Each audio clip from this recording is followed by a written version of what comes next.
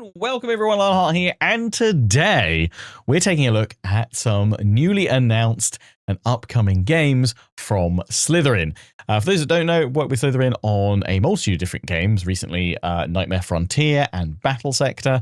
I was checking out new updates and releases from them, and they very kindly sponsored this segment of the stream, which I'm also recording for you guys on YouTube to let you know about some upcoming titles that are in the works. For those who don't know, they do kind of showcase where they go through all their upcoming titles and they show new gameplay trailers, new teasers, and also discuss with some of the devs about some of the mechanics and things like that. So they've asked me to run through some of their kind of recent announcements, kind of do a summary of the main video, the main episode that they did recently, but I will have the full thing actually linked in the description if you want to hear kind of some of the developer interviews and the chats with the team at Slitherine as well, where they go into a bit more depth about some of these new games and updates. But as you can see on the screen right now, we are kicking off with perhaps the most exciting announcement from their latest Slitherine Next, and that is Warhammer Blood Bowl, which is the next game in the Blood Bowl franchise. They discussed that they'll be aiming to launch the game before the end of 2026, and there will be a public demo available after the summer. And the game will include the latest tabletop rules released in September 2025, along with the new Bretonnian and Tomb King teams, represented obviously by the recent Warhammer Old World models that they released. And they're also introducing a new business model with this game, that additional teams will be sold as DLC rather than purchased using in-game currency. Okay. And adding in a brand new competitive championship mode that will launch alongside the game. Perhaps most exciting of all, though, is that for anyone who owns Blood Bowl 3 on PC or consoles will receive Warhammer Blood Bowl free of charge, and you'll also retain all of your existing in-game purchases. So Blood Bowl's always been a bit of an odd one for me. Like, I've never been into American football, but I love the idea of creatures and characters from the Warhammer realms duking it out and smacking the crap out of each other while also playing sport. So yeah, that sounds really exciting. Obviously, in the kind of shot we've got here from the video, they've got the big old Tomb King's quarterback there, and you've got a Bretonnian knight there with some extra kind of studs on him, ready for ready. Well, I was about to say ready for battle, but ready for the bowl. So yeah, it'll be interesting to see how that comes out. We'll definitely check that out when that does come out, because that honestly sounds really exciting. So yeah, they talk about the new season and all the new content coming to it, as I guess it's like an extension of Blood Bowl 3, really, in a way. Again, part of the reason that they're releasing it for free for anyone that does own Blood Bowl 3 already. That's really cool. So the next Blood Bowl pass will run until Warhammer Blood Bowl launches. That's their next season with all that and the current stuff of how that adds in additional content. As I said, adding in a playable demo after the summer. So you'll be able to dive on in, and we'll definitely check that demo out with some stream content. So let me know if you're looking forward to that as well. Should also have some screenshots to throw up alongside this. And yeah, they're saying out before the end of the year. So in time for Christmas. Perfect.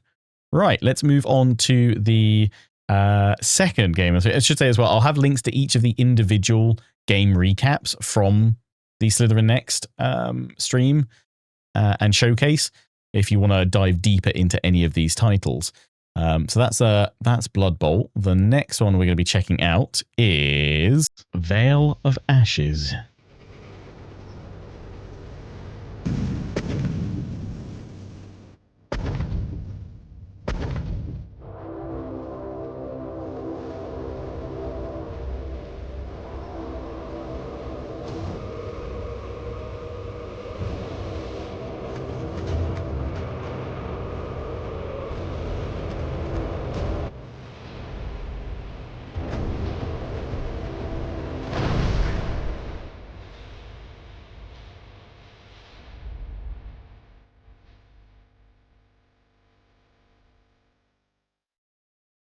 I mean, that looks really, really cool.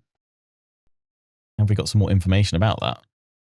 It's a real-time tactics game set in a dark steampunk universe. I mean, I was loving that. We'll watch through the trailer again.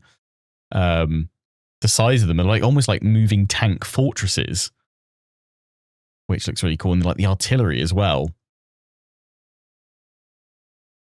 I've got a lot of time for some steampunk stuff at the moment, so that looks really cool. I mean, like this battle having between those two is like almost like just two massive moving fortresses just duking it out, and I can see the scale of it compared to like it's the size of like what two houses next to it as it moves through. I actually wonder what engine it's using for this, because I wonder if it's maybe on the same thing as Broken Arrow, because it kind of looks similar to that. And in fact, we've got some Broken Arrow info to share about that as well. Land ships, yes, that's probably the accurate way of describing it as well. The thing that really gets me excited, though, we're about to see again in a minute, is the, I don't know how you would, what would you call that? What do you call that? Like, it's kind of, I feel like I'm getting some, like, the big hover ships from, like, Avengers kind of style with the massive fans on it. Veil of Ashes, the RTS with Titanic tanks, developed by German studio Griefenmehr. And yeah, who better to build Titanic tanks than the Germans? On to the next game, which is going to be Radio Commander. In Radio Commander Pacific 41, command is conducted entirely through radio communication, not direct control. Reports from the field could arrive delayed and incomplete, requiring constant interpretation and rapid decision-making. Set in the Pacific theater of World War II, the campaign unfolds across a chain of island operations, each mission introducing new objectives, constraints, and tactical variables. The mission set includes scenarios inspired by real historical battles, alongside fictional operations designed to test your command abilities under pressure. As the campaign progresses, new units become available. Infantry and Marines for frontline engagements, armored units to break enemy defenses, aircraft for reconnaissance and strike capability, and the destroyer delivers long-range fire support. Unit status can be assessed through regular communication regarding location, combat readiness, enemy in contact, and overall condition. Ammunition expenditure and casualty levels must be monitored carefully. If supplies are depleted or losses become severe, withdrawal, regrouping, or resupplying the field base may be necessary to preserve operational strength. Bombing runs and artillery fire can suppress enemy infantry, reducing their accuracy, sight, and movement speed. There are some commander's tools for working on the map. Ruler helps you estimate distances on the map, while map tools will help to get the exact elevation at a specific point of terrain. You can also draw on the map to visualize the situation, track how it develops, and remember your own plans. In Radio Commander Pacific 41, victory belongs to the commander who can interpret the chaos of war and make the right decision before it's too late.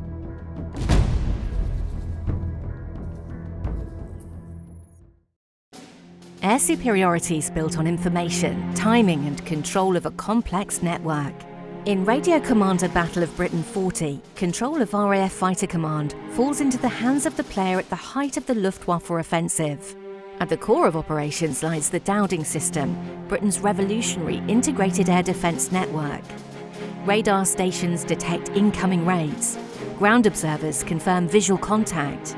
Inside the filter room, fragmented reports are processed into a coherent picture of the battlefield. But that picture is never complete. The map reflects perceived enemy positions, not their true location. Spitfire and Hurricane squadrons can be directed in real time. Interceptors are scrambled, responses to raids coordinated, and engagements timed with precision. Operations extend beyond aircraft management alone. Squadrons can remain airborne only as long as fuel reserves allow. Repairing windows must be considered before damaged planes return to combat. Pilot fatigue and morale also play a critical role, as an exhausted squadron can become just as vulnerable as one heavily outnumbered. The Dowding system itself can also be expanded and refined. Plotters and tellers may be recruited, procedures upgraded, directives adjusted, and the network enlarged to meet the growing threat. The infrastructure developed determines the quality of available intelligence, and that intelligence determines the available options. Luftwaffe tactics evolve dynamically according to battlefield conditions, available resources, and changing weather patterns, forcing constant strategic reassessment. After 100 days of continuous operations, From July to October 1940, the campaign unfolds as a dynamic and systemic conflict where every decision shapes the outcome. Pilots, aircraft, morale and anti-air defences must all be preserved and managed carefully throughout the long campaign as history evolves.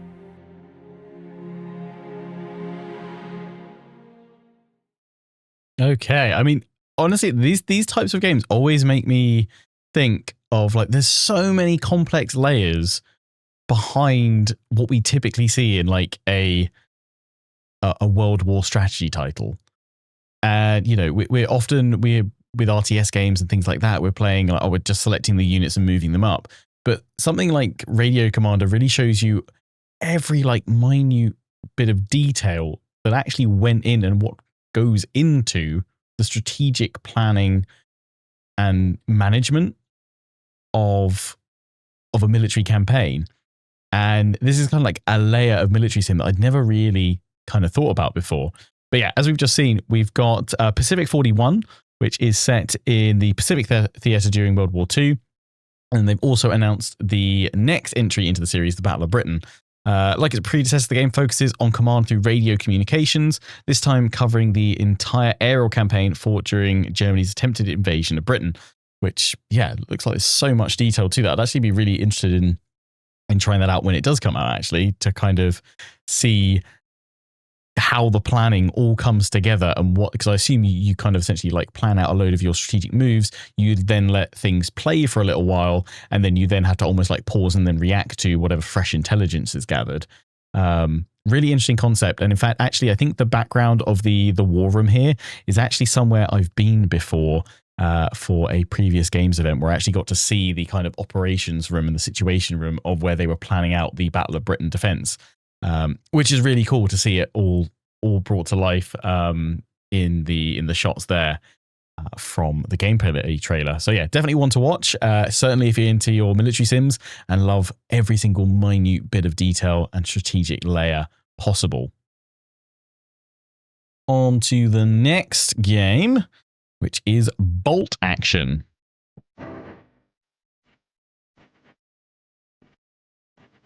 At the heart of Bolt Action lies the mechanic that made the tabletop game stand out from traditional turn-based systems, the order dice. Adapted for the digital battlefield, order dice replace the traditional I go, you go turn structure with dynamic activations that unfold throughout the match, creating a battlefield that feels unpredictable, reactive, and constantly evolving. One unit at a time, one decision at a time. Every order die changes the battle. Infantry squads, weapon teams, vehicles, and officers all compete for your attention. Knowing which unit to commit and when to commit it can be just as important as where you move it. You need a plan, but you also need to react when the battlefield changes. Whether you know the 6 orders from the tabletop game or you're discovering Bolt Action for the first time, one thing quickly becomes clear. Victory is not just about eliminating every enemy unit. For example, the fire order allows a unit to focus entirely on delivering accurate firepower. It is ideal for holding a key position, suppressing a threat, or finishing off a vulnerable target. Ambush is about patience. Instead of acting immediately, a unit prepares to react. Hold your nerve. Wait for the enemy to move. Then strike at exactly the right moment. Indirect fire introduces another layer of tactical decision-making. Artillery can reach enemies hiding behind cover, applying pressure where direct weapons cannot. Effective use of support weapons can disrupt defensive positions and force opponents to rethink their plans. Positioning remains critical. Direct attacks can win ground, but a well-executed flank can expose vulnerable targets, bypass strong defenses, and create the opportunity your opponent did not see coming. For long-term Bolt Action commanders, this brings the tactical tension of the tabletop game to the digital battlefield. For new players, it offers a fresh approach to turn-based World War II strategy. Join the community for future announcements, development updates, and more gameplay reveals. Wishlist Bolt Action today. Okay, so I don't know about you guys. I've never played Bolt Action, the tabletop game, but I love a bit of like, not necessarily a renaissance, but I love the period of games that we're going through at the moment that are bringing to life tabletop games while still keeping them visually kind of linked to the tabletop. If that makes sense. Obviously it said work in progress visuals, and it's obviously still very much like in development, something they're still working on kind of all elements of. But I really like the fact that they had them as like, the units look like individual models that you would be moving around a game board. But yeah, if you've ever played the tabletop version of Bolt Action, let me know. Like, what's it like? Because that looks really, really cool. Definitely be checking that one out. And also something to note as well. Some of you might have noticed some similarities there. Bolt Action, how it looked, and some of the kind of, I guess, bits of the UI and just ways in which some of the mechanics were functioning. Bolt Action's actually built on the Battle Sector game engine. And I checked out Battle Sector for the first time ever the other day. Absolutely loved it. That was the best tabletop experience of 40k I've ever played, and probably like the best kind of, not reimagining of the 40k tabletop in a video game. Blew my mind to play that, like how I'd missed that game, because yeah, that's easily my favorite imagining of the tabletop game in video game format, and probably right now my favorite 40k game. So yeah, free plug there for Battle Sector. Go check it out. Go check out my video if you haven't already checked it out, because it's awesome if you love 40k. But yeah, Bolt Action. We'll definitely be keeping an eye on this one as well. We're keeping an eye on all of them. I kind of feel like it goes without saying.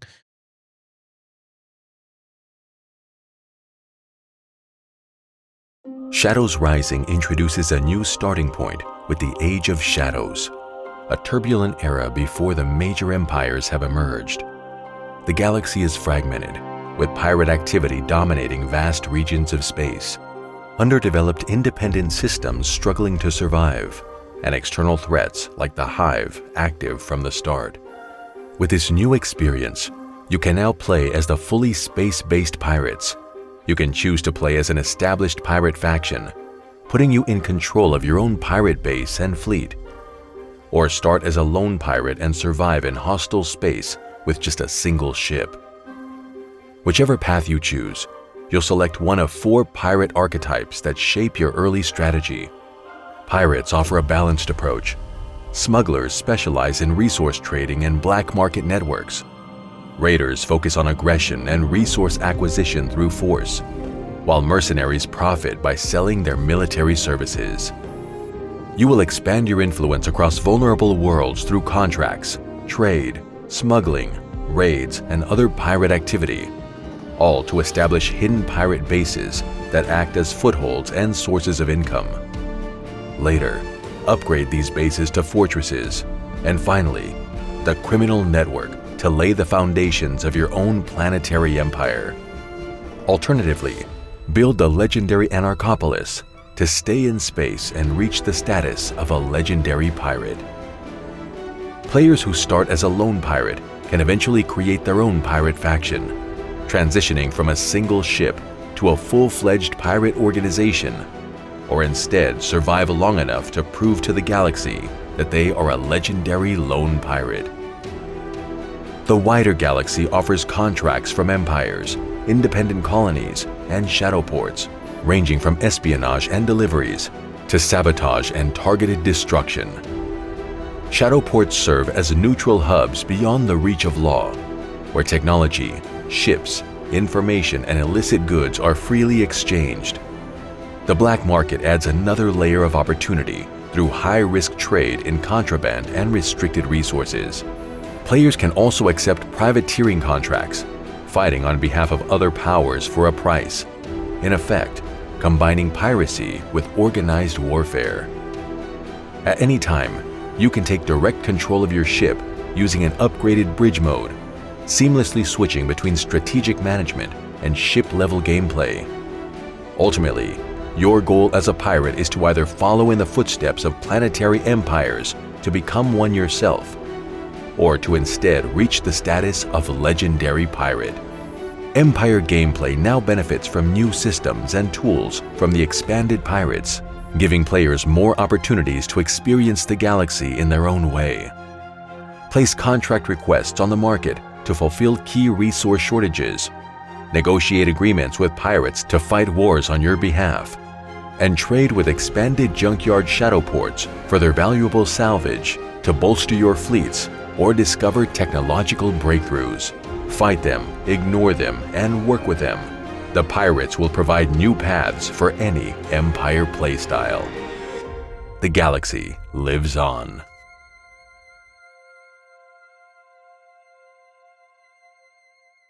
So that's Distant Worlds 2 with their upcoming DLC, Shadows Rising, out on the 7th of October, which adds in the pirate faction.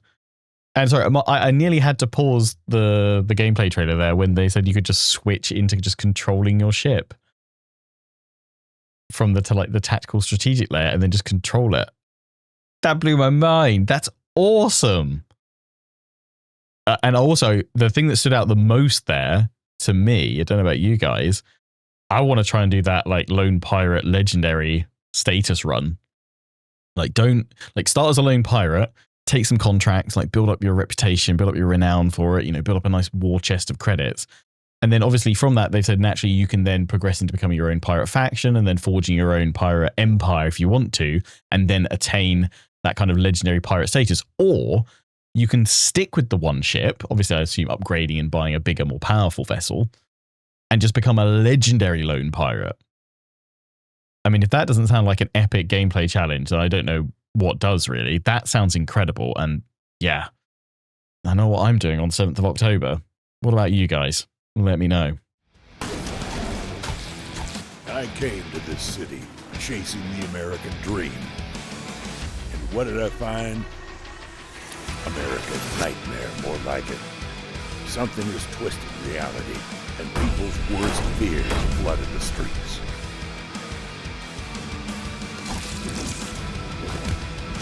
It's now a shifting maze ruled by the Dreadweavers. We're in it for the loot. New gear means new opportunities. Every step deeper, we're risking it all.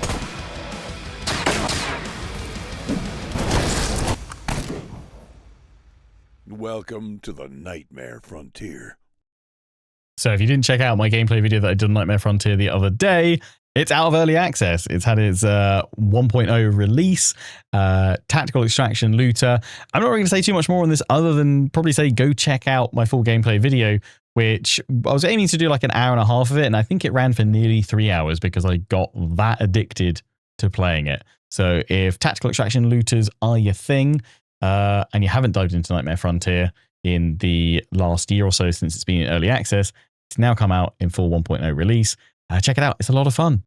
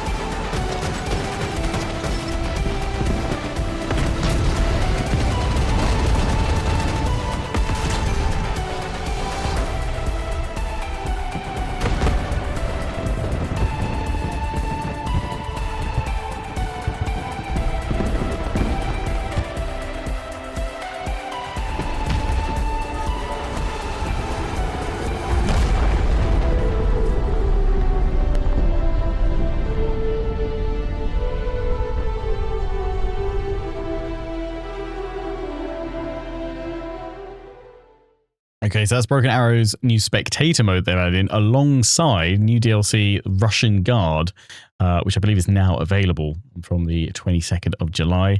They're also working with a new partnership with Faceit to begin official Broken Arrow tournaments.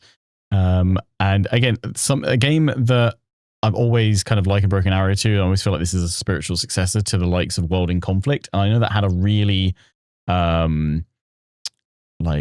really keen, popular, competitive scene to it when that game was originally launched, and the kind of following years of support it had afterwards. It was really kind of keen to see the competitive side of that. So if Broken Arrow is going kind of the same route, I'm really kind of keen to see what the tournament scene is like for Broken Arrow and the kind of tactical elements and layers of that. And so the spectator mode kind of highlights where they're looking to go with the tournament scene, as well as obviously adding in new content into the game with regular patches and updates, and of course the Russian Guard that they have just released as well.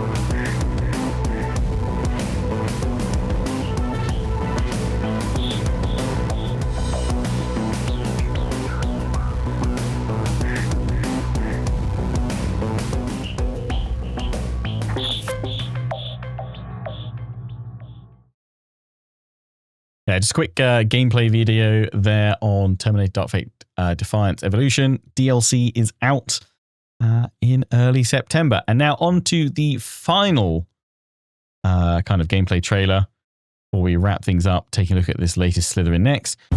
Elite All-American is a DLC expansion for Panzer Corps 2 that places you in command of the legendary 82nd Airborne Division, the famed All-American Division.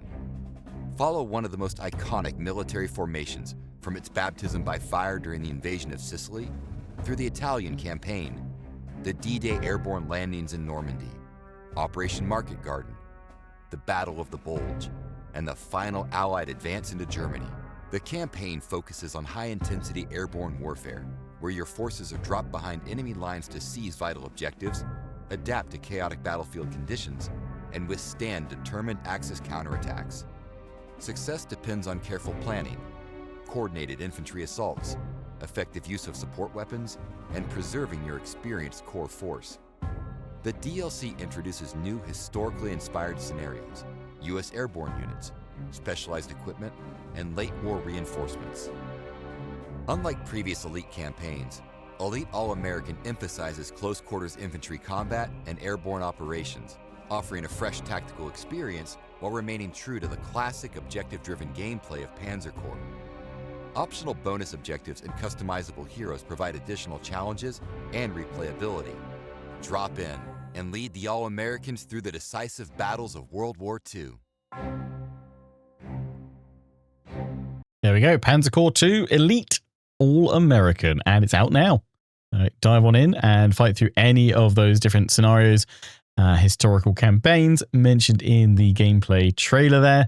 Again, if you're a fan of all things World War II and you haven't dived into Panzer Corps 2 before, now's the perfect time, especially if you want to kind of go for those combined ops, close quarters, infantry engagements, airborne support, and tank warfare. So there we go. That's the coverage of Slitherine Next from July. I hope you guys enjoyed summary, jumping through all the major announcements that they made. There are a few more in there, so if you want to go check out the full live stream, full coverage, all the discussions, all the dev interviews, then check out the link to it down in the description. And let me know what your favorite announcement from that was. I'm really torn between Warhammer Blood Bowl because, again, as I said, I've never been much of a Blood Bowl player, but giving us old world Warhammer in Blood Bowl, that really appeals. So I'm kind of keen to see how that goes down when that comes out at the end of the year. But I think something that's got me most excited from those announcements and reveals Veil of Ashes, that steampunk RTS featuring Titanic tanks. That, for me, is certainly one to watch.